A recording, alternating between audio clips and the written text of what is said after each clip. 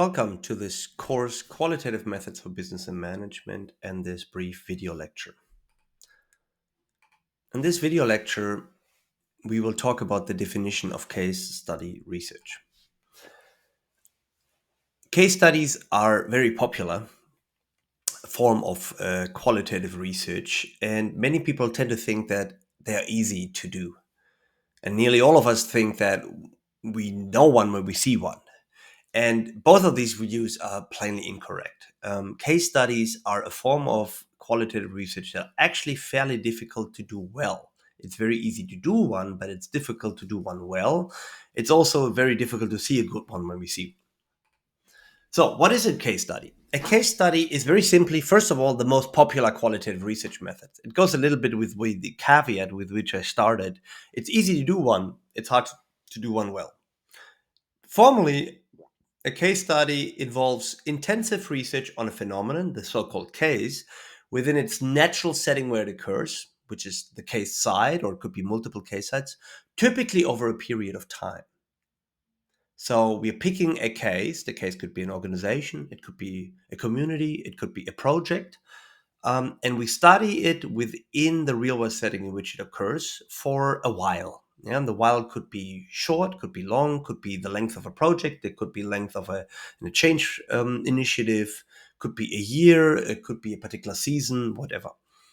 Also important to case study research is the reliance on multiple sources of evidence so that we can have data convergence that we achieve through triangulation, through combination of data and observation from multiple sources of evidence. This point is key. One of the big problems in case study research where you can spot not so well done case study is when people equate a case study with, I've interviewed a bunch of people from an organization. Interviews do not make a case study because case studies are intensive research projects that involve multiple sources of evidence, not just speaking with a bunch of people.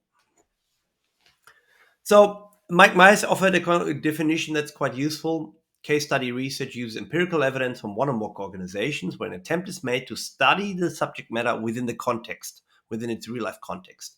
And again, multiple sources of evidence are used. So this definition stresses 3 points. First of all, in business and management, our case, the phenomenon, is very often a firm of an organization. It does not mean that the subject matter, the specifics about the case, is about the firm of organization. So to give you an example, we might study leadership within a company. So the case is the company, but the subject matter is how the leaders and directors and managers exercise leadership. A second key point here is that in difference to a different genre, say ethnography, is that in case study research, normally we do not necessarily do participant observation or fieldwork. So we study a case within the context that it occurs. Doesn't necessarily mean we have to be present there all the time, or we need to observe people within the context. Sometimes it's enough to talk with them about it or to get data about the context and the case. A third important point to stress is that case study research as a genre per se is philosophically neutral. What that means is that we can use case study research both in a positivist, realist tradition as well as in an interpretive tradition. We can also use case study research to support different forms of reasoning. We can use it inductively and deductively and even abductively. Per se, case study research is a very flexible genre. Okay. One example for a case study that highlights several aspects of it is the case of Anna O. Anna O is a pseudonym for Bertha Pappenheim, who was a German Jewish feminist and social worker in the late 19th century who died in 1937. She is known as the first known case of psychoanalysis.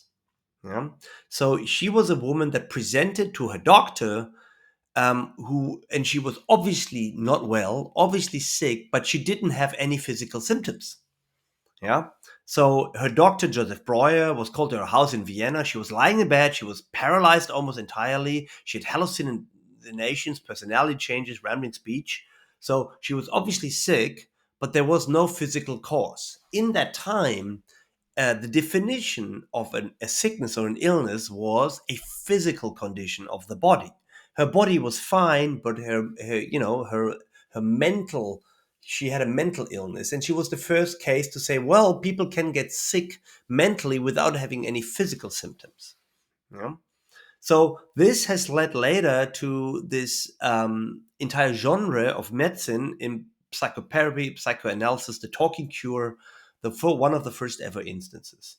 So what we see here, the case here is just one person. We're not thousands of people, not organizations, just one case. And this case, interestingly, allowed us to learn something very, very different from what we normally know.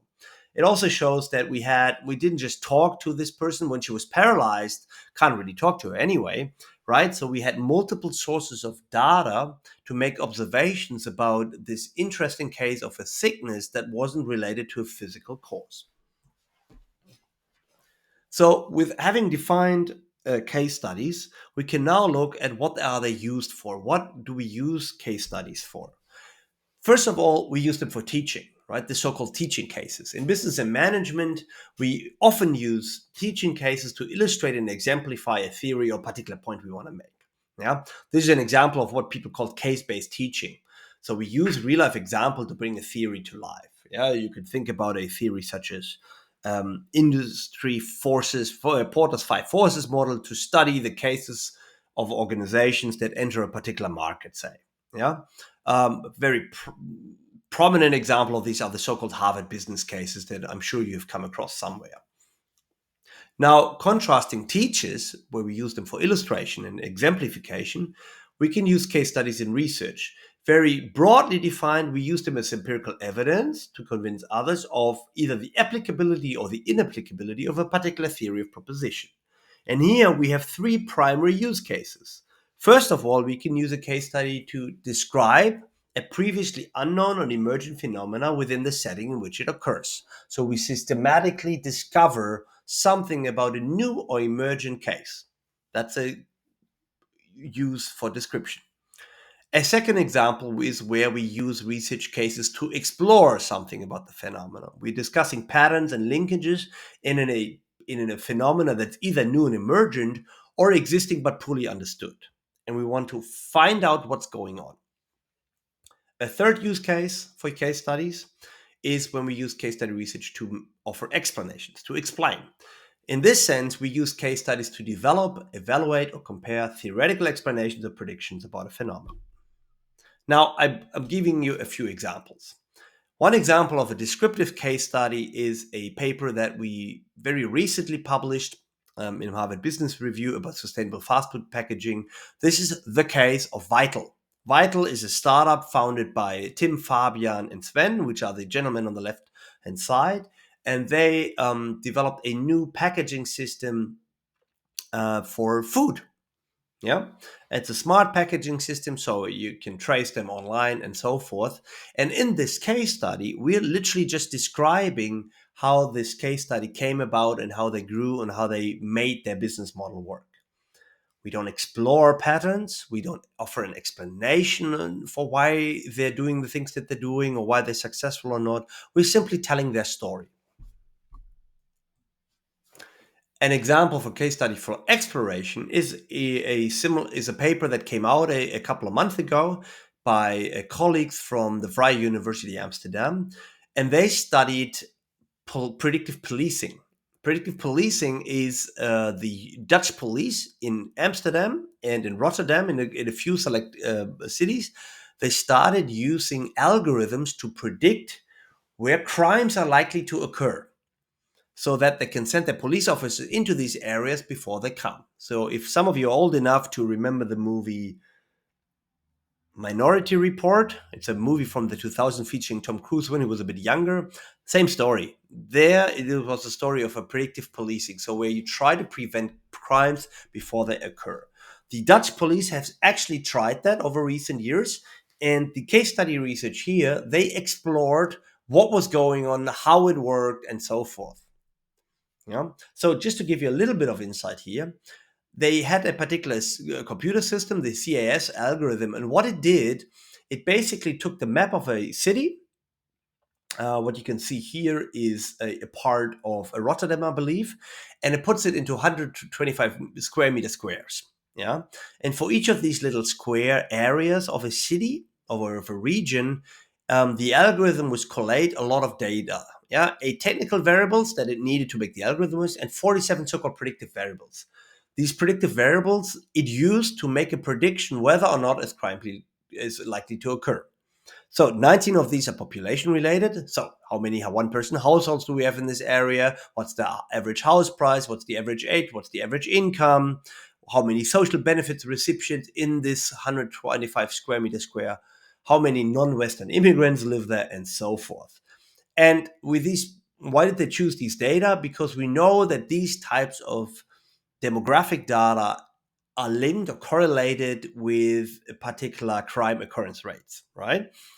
Then there are 28 crime-specific variables that they also collected for each of these squares, such as number of burglaries over the last year, the time since the last crime occurred, and so forth.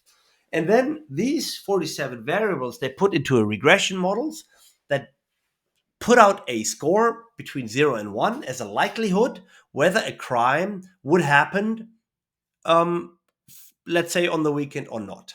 Yeah. And they transformed this into a graphical probability. Yeah. So sort of they colored it from green, no crime likely, to red, crime very likely tonight.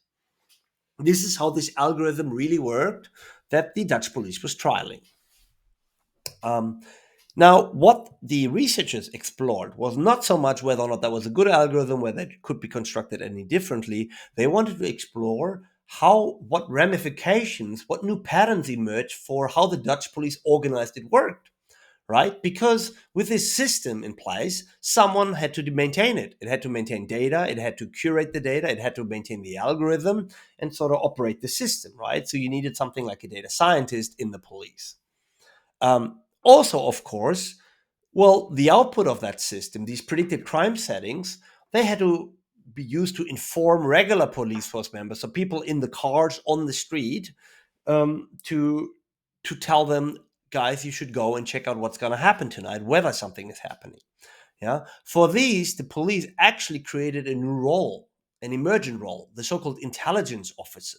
Yeah, an intelligence officer as a broker that brokered between the algorithmic output, the computed probabilities of a crime to occur based on these models that I just explained to you, and the regular police force members who were on the street every day and knew some of these areas, the people that lived there, and so forth.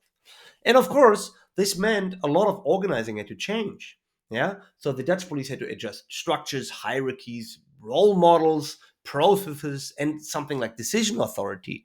So who was in charge here? Was it the intelligence officer? And they basically authorized regular police force members to say, you need to go to this area because it came out with a probability higher than 80%. Or, for example, was the regular police force in charge that said, I know your algorithm predicted a crime with 90% for tonight, but we know these folks and they're not going to do anything. Yeah, so you see here, this question of who has authority is actually very important. And the case study was done to explore how the Dutch police organized themselves in this new emergent phenomenon that they had a piece of predictive policing software. Yeah. So, for example, one of the things this study does is they explored this new role that they created, the intelligence officer, and they in their role as a broker, as an algorithmic broker that acted as a messenger, yeah, take the algorithmic predictions and sort of explain them to local police manager. Yeah. And of course, they also were interpreters, not just messengers. They were not transporting just the outcome. They also needed people to interpret what was going on the one hand side, the computational and statistical techniques used in the algorithm. On the other hand side, they needed to interpret the context-specific information that they received from the regular police force members who knew several of these areas really well from being on the streets for a long time. So you see here, this is not just a description, this is an exploration for how they try to make this role and the changes in organizing work. At the third case, we have case studies used for explanation. And here we actually have two variants. One variant is when we use case studies to develop new theory inductively from the observation. The other variant is where we use a case study to test or compare theories deductively, sort of as a falsification or a validation case. And I brought you the example here to develop theory inductively. There's an example on the left, and on the right hand side is an example that I'll explain very briefly. So this pricing process capability piece here that you can look up if you wanted to is a primarily inductive application of the case study method. These authors, they analyze data about how a large manufacturing firm organized their pricing process. So how they figured out how they should price the products that they were manufacturing. Yeah, they looked at how they did this in the case, in the phenomenon, in real life, and then they read up on the literature to see what theories we would have about how firms in general would engage in the pricing processes. What they realized is what they saw in the case did not feed what the literature said about how pricing should be done. So what they did in this paper is then they developed a new theory based on the case study observations that they made, to saying this is a real life practical account of how companies do pricing. And this one fits the data that we've seen. So it's an inductive theory generated from the observations from this one case. As a second example, the variant 2, this is a very famous case study from the early 80s, where the author, I should say, Lynn Marcus from Boston, she looked at three theories of resistance to the implementation of a computer system. In the early 80s, not all companies had technology, but technology was becoming available, right? Computers becoming available. So the question of which organization would accept, adopt, or in fact resist using computers was an important one. So what she did is we had theories of resistance in the literature. Yeah. So for example, one of them would be people always resist change. Technology implementation is a form of change. So they will reject the computers because people are the case of the resistance. An alternative theory that was available at the time that said, well, it depends on the technology. If it's a good system, people will use it. If it's a bad system, people will not use it. Here, technology is the case of resistance, right? So I'm simplifying this a little bit. And there was even a third theory, which was a socio-technical theory that basically said something like, look, certain people will evaluate certain technology as useful, and then they will use it, and certain people will reject certain technology because of certain characteristics of it. So here we would have a theory where we say both people and technology can be a case of resistance. Now, what Lynn Marcus did, she studied a large organization that implemented a computerized management information system, and she used the observation to contrast the predictions that these three theories would offer who would be a case of resistance. And she showed that none of the existing theories actually offered a complete explanation for what was really going on. Yeah. So in her case, you can think of it, she used her case to refute these existing theories and basically argued, look, we need a better theory because none of these theories really explain what's going on. And this ends our explanation of what is case study research and what are the three primary use cases. Thank you for listening.